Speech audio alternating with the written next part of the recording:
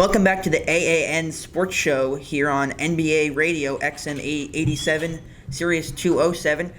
To my left, I have Nathan, and to my right, I have Alex. We're talking about the NBA offseason, who won and who lost. Nathan, opening thoughts? Well, I'm going to go with my winner and loser to start it off. My quick winner, has to be the New York Brooklyn Nets.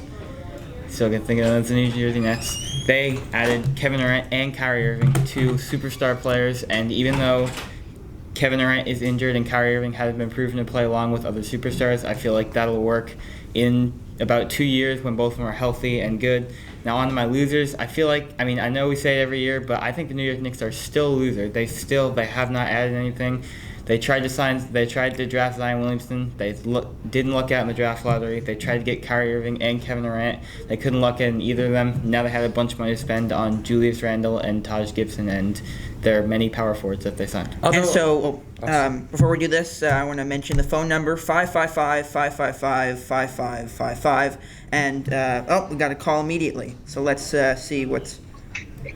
Hi, I'm a Lakers fan. What do you think about how LeBron James and Anthony Davis will fare next season? That was Dave from Sacramento. Hi, Dave. I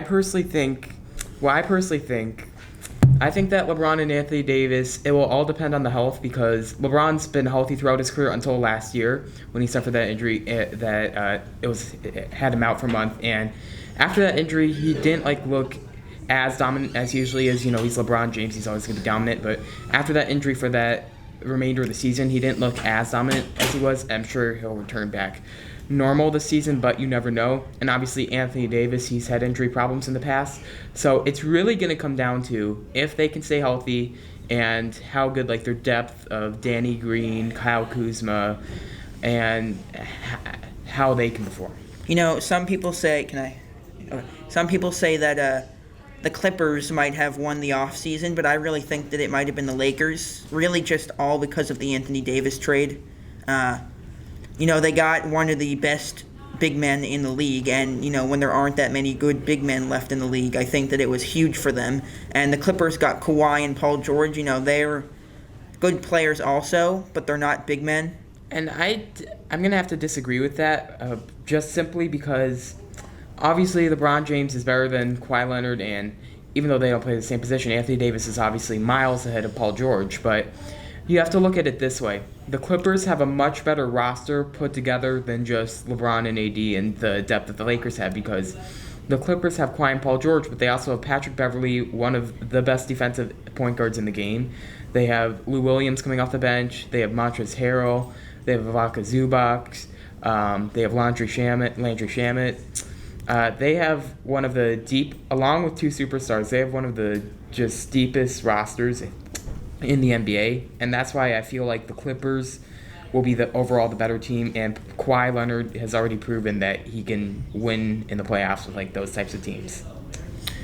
How about my losing pick? What do you think about the Knicks being the biggest loser? I don't think they're the biggest loser. I think they lost. I think the biggest loser is the Charlotte Hornets because they should have traded Kemba Walker at the trade deadline. They didn't. They know they have all these bad salaries. And along with that, they have another bad salary now in Terry Rozier. Terry was not good last year, let's just put it that way. And they're paying him $20 million over 3 years. And that's just another bad salary that they have, along with Nicholas Batum. I think he's making $26 million this year. Bismack Biyombo's making $17 million this year. And they have a lot more bad salaries on their team, and they have no clear direction and no good young core. I agree with Nathan in that the Knicks really did just completely miss out on everything. They missed out on Zion. They missed out on Kevin Durant. Everyone thought that Kyrie was going to be a Knick, and they didn't get any of those players. And so now they're stuck with a bunch of overpaid veteran used to be stars, I guess. Yes, and although I agree that the Knicks are nowhere near winners, they obviously lost the offseason too. The Knicks, they still have somewhat of a young core. RJ Barrett, I think he's going to be really good someday.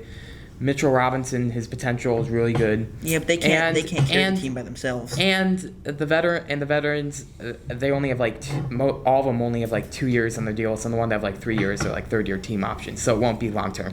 And I think we have to wrap it up here. Yeah, so this has been the AAN Sports Talk Radio on NBA Radio, XM 87 and Sirius 207. See you tomorrow.